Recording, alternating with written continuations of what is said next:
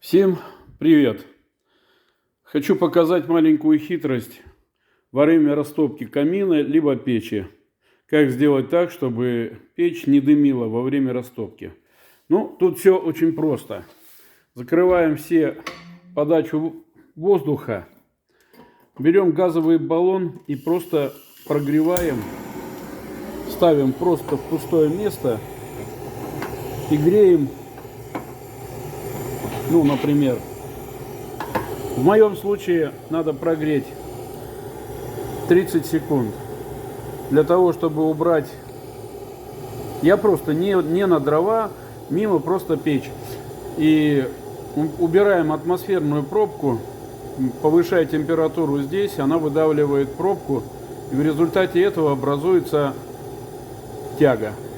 Ну, в принципе, зато нету никакого дыма. Может, кто-то скажет, что это расточительство какое-то.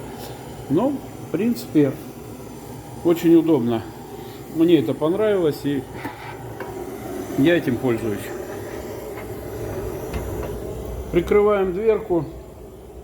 И таким образом растапливаем, поджигаем там у кого что лежит. Но в моем случае лежит березовая кора. Вот я ее поджигаю, видите, нету нигде ни дыма, ничего. Все. Поджег, закрыл, открыл, весь поддув везде. Все.